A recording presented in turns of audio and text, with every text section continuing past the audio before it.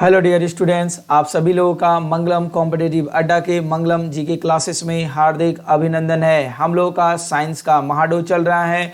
इसमें हम लोग फिजिक्स, केमिस्ट्री और बायोलॉजी के बारे में पढ़ेंगे। चलिए बिना समय गवाए शुरू करते हैं आज की कक्षाएं। आज की कक्षाएं का पहला सवाल देखा जाए। नाउ आज की कक्षाएं का पहला सवाल है उड़ान अभिलेखी। बोला गया है क्या? उड़ान अभिलेखी का तकनीकी नाम क्या है? ऑप्शन ए अंधा बक्सा, ऑप्शन बी गहरा बक्सा, ऑप्शन सी ऊंचाई मापी यंत्र, ऑप्शन डी काला बक्सा। बोला जाए इन चार ऑप्शंस में आपका जवाब कौन सा होगा? तो जिन लोगों का जवाब कौन सा ऑप्शन नंबर डी काला बक्सा है वो बिल्कुल ही सही है। ठीक है, चले अगले क्वेश्चन की ओर आइए। क्वेश्चन नंबर 2 देखा जाए। क्या बोला गया है? क्वेश्चन नंबर 2 में बोला गया है पेनिसिलिन। क्या बोला गया है? पेनिसिलिन किससे प्राप्त की जाती है? ऑप्शन ए शैवाल, ऑप्शन बी फफूंद, option C virus, option D जीवाणु। बोला जाए इन चार ऑप्शंस में आपका कौन सा जवाब होगा? बोलिए इन चार ऑप्शंस में जिनका जवाब कौन सा ऑप्शन नंबर बी फफूंद है वो बिल्कुल ही सही है। ठीक है, चले अगले क्वेश्चन की ओर आइए। क्वेश्चन नंबर 3 देखा जाए। 3 में क्या लिखा गया है? बोला गया है निम्नलिखित में से विटामिन ई, क्या बोला गया है? विटामिन ई का अच्छा स्रोत कौन सा है? ऑप्शन ए घी, ऑप्शन बी मांस, ऑप्शन सी ताजी सब्जियां, ऑप्शन डी पीला यौक। बताइए इन चार ऑप्शंस में आपका कौन सा जवाब होगा? तो बोला जाए तो जिनका जवाब कौन सा ऑप्शन नंबर सी ताजी सब्जियां है वो बिल्कुल ही सही है। ठीक है, चलें अगले क्वेश्चन की ओर चलिए। नाउ क्वेश्चन नंबर 4 देखेंगे। बोला गया है निम्नलिखित में से कौन सा प्रक्षेपास्त्र वायु से वायु वाला प्रक्षेपास्त्र है? ऑप्शन ए अग्नि, ऑप्शन बी अस्त्र, ऑप्शन सी आकाश, ऑप्शन डी पृथ्वी। बोलिए इन चार ऑप्शंस में आपका जवाब कौन सा होगा? बोला जाए तो जिन लोगों का जवाब कौन सा ऑप्शन नंबर बी अस्त्र है वो बिल्कुल ही सही है। ठीक है, चले अगली क्वेश्चन की ओर चलिए। क्वेश्चन नंबर 5 में देखा जाए क्या कहता है। क्वेश्चन नंबर 5 में लिखा गया है शीत ऋतु में पशुओं के प्रसूति काल को क्या कहते हैं? Option A aestivations, option B regenerations, option C hibernations, option D mutation. बताइए इन चार ऑप्शंस में आपका जवाब कौन सा होगा? बोला जाए तो जिन लोगों का जवाब कौन सा ऑप्शन नंबर सी हाइबरनेशन है वो बिल्कुल ही सही है। ठीक है, चलिए अगले क्वेश्चन की ओर चलिए। नाउ क्वेश्चन नंबर 6 देखा जाए क्या बोला जाता है। बोला जाता है लाल रक्त कणिकाएं जिसको बोला जाता है आरबीसी, ठीक है, का औसतन जीवन काल लगभग कितने समय का होता है? ऑप्शन ए 100 से 120 दिन, ऑप्शन बी 100 से 200 दिन, ऑप्शन सी 160 से 180 दिन, ऑप्शन डी 150 से 200 दिन। बोला जाए इन चार ऑप्शंस में आपका जवाब कौन सा होगा?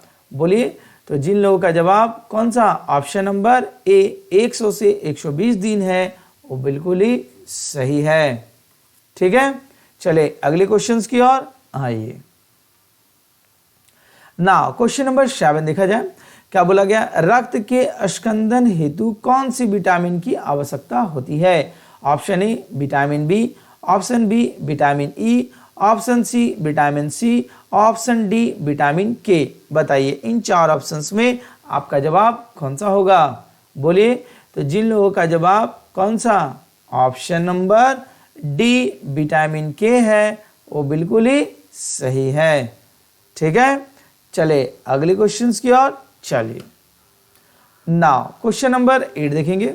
बोला गया मधुमक्खियों के प्रजनन एवं प्रबंधन को क्या कहते हैं? Option A sericulture, option B silvicultures, option C piscicultures, option D apiculture. बताइए इन चार ऑप्शंस में आपका कौन सा जवाब होगा?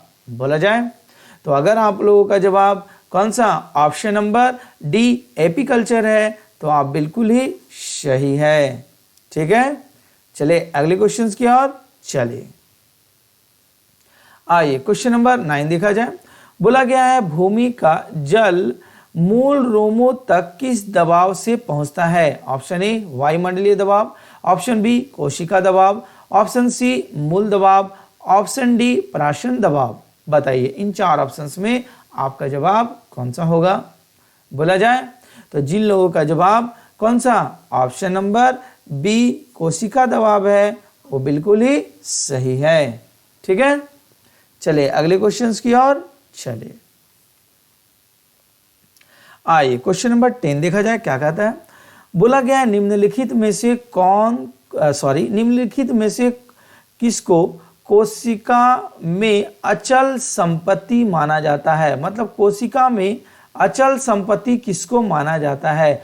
ऑप्शन ए वसा, option B carbohydrate, option C protein, option D nucleic अम्ल। बताइए इन चार ऑप्शंस में आपका जवाब कौन सा होगा? बोला जाए तो जिनका जवाब कौन सा ऑप्शन नंबर डी न्यूक्लिक अम्ल है वो बिल्कुल ही सही है। ठीक है, चले अगले क्वेश्चंस की ओर चले। देखिए क्वेश्चन नंबर 11 क्या बोला गया है।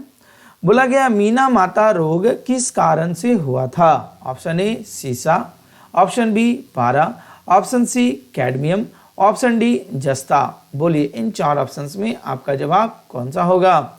बोला जाए तो जिन लोगों का जवाब कौन सा ऑप्शन नंबर बी पारा है वो बिल्कुल ही सही है। ठीक है, चले अगले क्वेश्चंस की ओर चलिए। आइए क्वेश्चन नंबर 12 देखा जाए। बोला गया पोलियो की रोकथाम के लिए पहली प्रभावी वैक्सीन किसने बनाई थी? Option A Jonas E Salk, option B Robert Edwards, option C James Simpson, option D J H. Gibbon. बताइए इन चार ऑप्शंस में आपका जवाब कौन सा होगा? बोला जाए तो जिन लोगों का जवाब कौन सा option number A Jonas E Salk है वो बिल्कुल ही सही है। ठीक है, चले अगले क्वेश्चंस की ओर चलिए। क्वेश्चन नंबर 13 देखा जाए क्या बोला गया है। बोला निम्नलिखित में से कौन सा एलपीजी का मुख्य घटक है? Option A methane, option B ethane, option C propane, option D butane. बोला जाए इन चार ऑप्शंस में आपका जवाब कौन सा होगा? बोलिए तो जिन लोगों का जवाब कौन सा ऑप्शन नंबर डी ब्यूटेन है वो बिल्कुल ही सही है।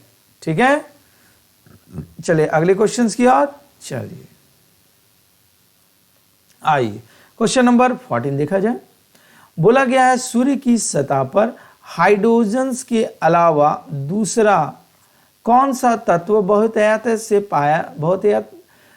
पाया जाता है? मतलब सबसे ज्यादा मात्रा में पाया जाता है हाइड्रोजन्स के अलावा। ऑप्शन ए कैनियन, option B helium, option C argon, option D oxygen. बताइए इन चार ऑप्शंस में आपका जवाब कौन सा होगा?